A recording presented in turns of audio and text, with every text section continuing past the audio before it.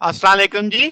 आज का हमारा टॉपिक है प्लाज्मा इंस्टेबिलिटी। फिर इसकी मदद से ड्रिफ्ट इंस्टेबिलिटी को समझेंगे क्या होगा। तो शुरू करते हैं। Plasma instability. अब हम जानते हैं प्लाज्मा कंसिस्ट करता है दो आयंस पे, इलेक्ट्रॉन्स पे, न्यूट्रल्स पे। तो ये जो आयंस जब इनको गायरेट किया जाता है तो इनके पास एक नॉर्मल रेडियस बनता है। अब इनकी जो आयंस की ट्रेजेक्टरी देखने के लिए हम कहेंगे कि आप इलेक्ट्रॉन्स को एक ड्रिफ्ट देंगे, तो जिससे क्या होगा, आप इलेक्ट्रिक फील्ड अप्लाई करेंगे। ये इलेक्ट्रिक फील्ड जो होगी in the form of wave, यानी spatial variation along x component हम समझेंगे। यानी इलेक्ट्रिक फील्ड सादा लफ्जों में बोलो तो एक्स एक्सिस पे सिर्फ लगी हुई है। तो मैंने लिखा ई एक्स बराबर है ई नॉट कॉस के एक्स आई। अब ई जीरो नहीं है, ठीक है, तो आपके पास बी जीरो नहीं है, तो बी सिर्फ हमने के एक्सिस यानी जी एक्सिस पे लगाई हुई है। तो इलेक्ट्रिक फील्ड एक्स एक्सिस पे, बी हमारे पास जी एक्सिस पे है। अब अगर हम मैथमेटिकली लिखे तो वेलोसिटी के तीनों कंपोनेंट मैंने मेंशन कर दिए, V X I, V Y J, V Z K. Electric field हमें पता है, मैग्नेटिक फील्ड पता है, तो हम v क्रॉस b पहले निकाल लेते हैं। तो वो वैल्यूज चूंकि मालूम है तो वहां से v क्रॉस b आ गया। अब आप देखो, मैंने रेड और मैजेंडा में हाईलाइट किया। रेड आपका x कंपोनेंट है, जे आप मैजेंडा आपका y कंपोनेंट है। तो जब मैं लॉरेंस फोर्स यूज करूंगा x कंपोनेंट के लिए, तो जाहिर सी बात है मुझे सिर्फ x कंपोनेंट वहां पे चाहिए, क्योंकि v क्रॉस b आता है। तो v क्रॉस b में सिर्फ मैंने x कंपोनेंट उठाया, v y b z, और साथ में i यूनिट वेक्टर। ये मैंने लॉरेंस फोर्स लिखी, मैंने सिर्फ x कंपोनेंट के लिए vx कर लिया।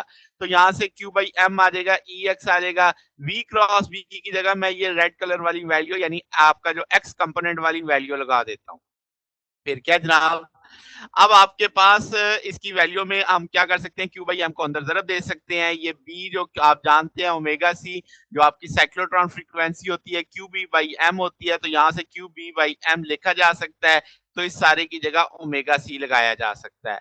तो ये वैल्यू जो आपके पास आई, इसे वी एक्स डॉट लिखा जा सकता है। तो ये इक्वेशन 1 के तौर पे आ गई। तो एक्स कंपोनेंट की आपने एक तरह से एक्सेलरेशन देख लिया है। अब इसी तरीके से y कंपोनेंट निकाला जा सकता है। जब हम y कंपोनेंट देखेंगे तो v क्रॉस b जो था उसमें आप देखें minus J V X Z के बराबर आया था। तो जब हम लॉरेंस फोर्स में v क्रॉस b लेंगे तो उसकी जगह रखेंगे minus J V X B Z, जो मैंने यहाँ पे प्लेस कर दी। आप जनाब उसी तरीके से Q बाई एम अगर जरब दे देंगे तो क्यू बी बाई एम को हम जानते हैं कि किसके बराबर होता है, ओमेगा सी। तो वो माइनस ओमेगा की वैल्यू यहाँ पे लग जाएगी।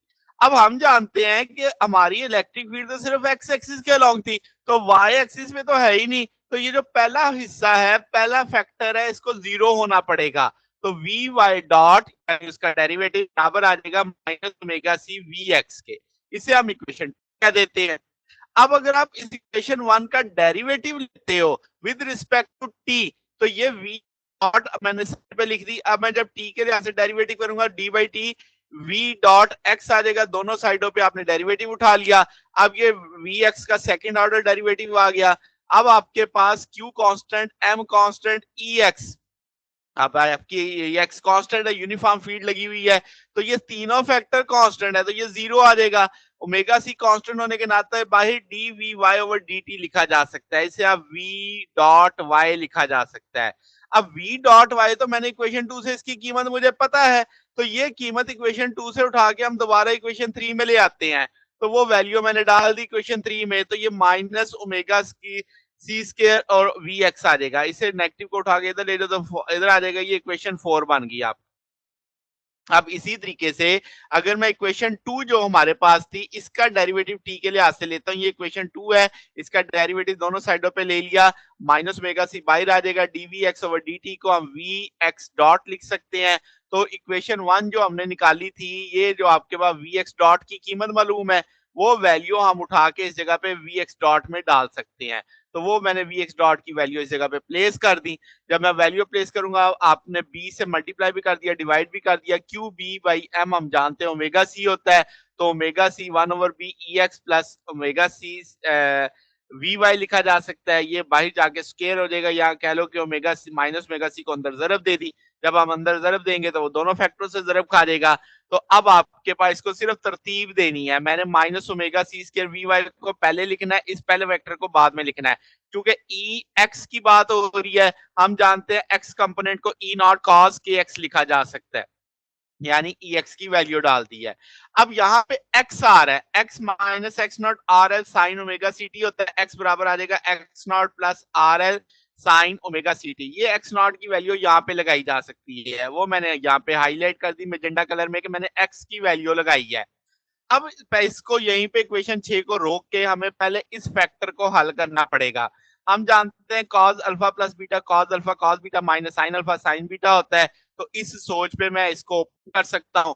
तो cos के x nought plus k r l sine omega c t आ जाएगा, तो उसमें आपने इस तौर पे फैक्टर को ओपन कर दिया।